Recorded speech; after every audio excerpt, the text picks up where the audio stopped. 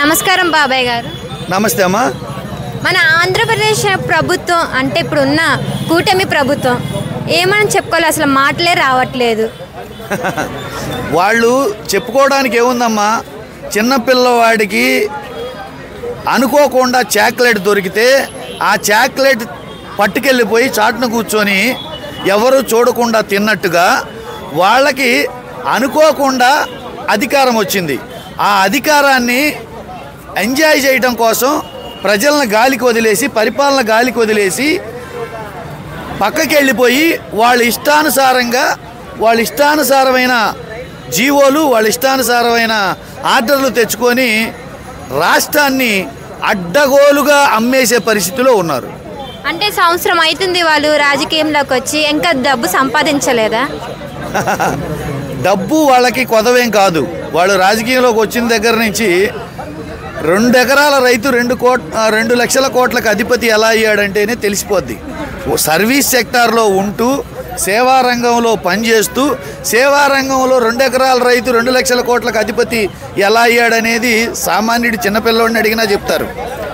కాబట్టి దాని గురించి, సంపాదన గురించి వాళ్ళెవరు ఆంధ్రప్రదేశ్ ప్రజలు బాధపడట్లా. నువ్వేం సంపాదించుకుంటావు, ఎలా సంపాదించుకుంటావో నీ విఘ్నత వదిలేస్తాం, కానీ మమ్మల్ని ఎందుకు హింసిస్తున్నావు, మా ఆడబిడ్డల మాన ప్రాణాలు ఎందుకు తీస్తున్నావు, మా మీద దాడులు ఎందుకు చేపిస్తున్నావు, మమ్మల్ని దళితుల్ని, ఎస్సీలని, ఎస్టీలని అక్రమ కేసులు పెట్టి చట్ట ప్రకారం వెళ్లకుండా నడి బజారులో కూర్చోబెట్టి 3rd డిగ్రీ పోలీసుల ద్వారా ఎందుకు ఇప్పిస్తున్నావు?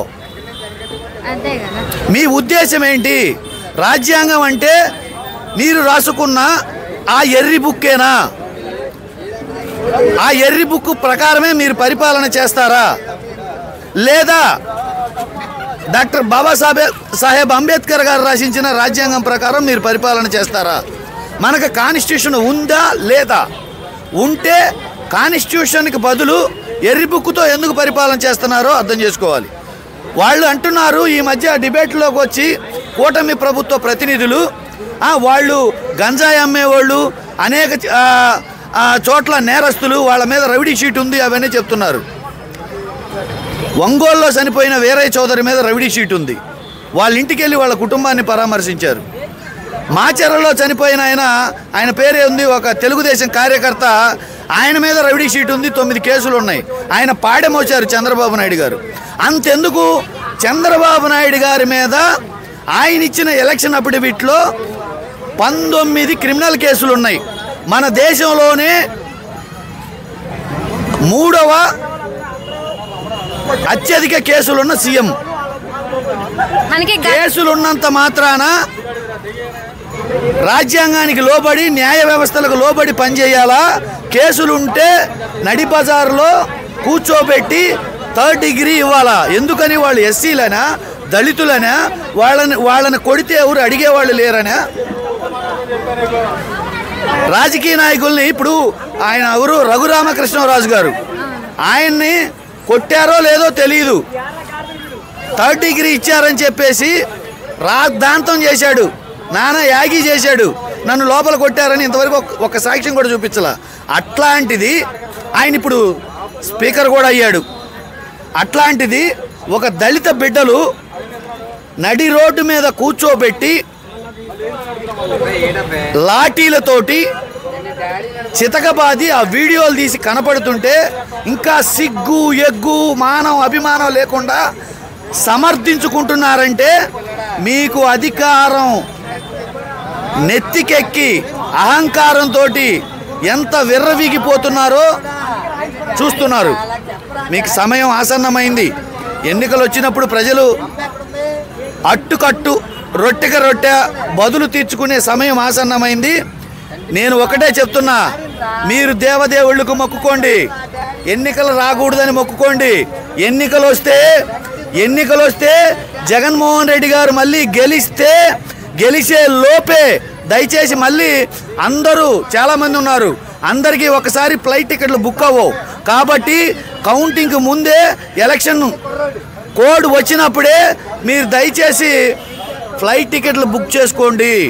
ఎందుకంటే ఫ్లైట్ కౌంటింగ్ బిగిన్ అయ్యి 1 hour 2 hours తర్వాత మీ పరిస్థితి వర్ణాతీతంగా ఉంటుంది. సప్త సముద్రాల వెనుక దాక్కున్న, దేశ విదేశాలు పారిపోయినా, రిటైర్ అయ్యి ఇంట్లో కూర్చున్నా, నడవలేకపోయినా, దాక్కున్న, కొండ గుహల్లోకి వెళ్ళినా, వెతికి వెతికి వెతికి వెతికి పట్టకొచ్చి చట్ట ప్రకారం మీకు శిక్షలు వేయటం ఖాయం, మిమ్మల్ని బొక్కలో వేయడం ఖాయం. మనకి గతంలో చూస్తే ఈ జగన్ పరిపాలనలోనే ఈ రేపులు కానీ దాడులు అన్నీ జరుగుతున్నాయి అని చెప్పని అన్నారు.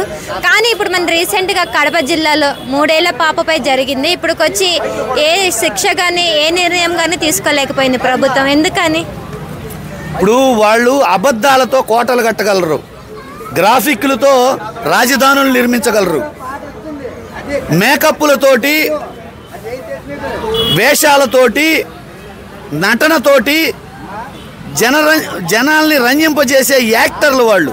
కాబట్టి వాళ్ళు చెప్పేవి నిజాలు కాదు, వాళ్ళ ఏడుపు నిజం కాదు, వాళ్ళ మాట నిజం కాదు, వాళ్ళ కలర్ నిజం కాదు, వాళ్ళ హెయిర్ నిజం కాదు, ప్రతిదీ వాళ్ళ ప్రవర్తన నిజం కాదు.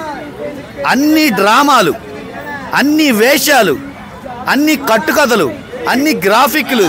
కాబట్టి అవన్నీ ఈ సంవత్సర కాలంలో తేట తెల్లమైపోయినాయి. ప్రజలందరూ అర్థం చేసుకున్నారు, వేచి చూస్తున్నారు. లాస్ట్ అండ్ ఫైనల్గా జగన్ కోసం ఎదురు చూసే ప్రజలకి ఏం చెప్తారు మీరు? ఓపిక పట్టండి తల్లులారా, అక్కలారా, బిడ్డలారా, ఓపిక పట్టండి, ఓపిక పట్టండి. ఆ రోజంటూ వస్తుంది, మీ రోజంటూ వస్తుంది, పేద ప్రజల రోజు వస్తుంది. ఒక్కసారి పేదలకి మళ్ళీ అవకాశం వచ్చిన రోజు ఆ కడుపు మండిన పేదలు, ఆ గుండె రగిలిన పేదలు, ఈ అన్యాయం కాబడిన తాడిత పీడిత వెనుకబడిన వర్గాలందరూ ఒక్కసారి ఉవ్వెత్తున లేచి ఈ సంపన్న వర్గాల్ని, ఈ కార్పొరేట్ వ్యవస్థని, ఈ ధనికుల్ని, ఈ భూస్వాముల్ని, కళ్ళు నెత్తికెక్కి అధికారం చేపట్టిన అహంకారులందరినీ మట్టు పెట్టి, తొక్కి పట్టి, నార తీసి కప్పి పెడతారు.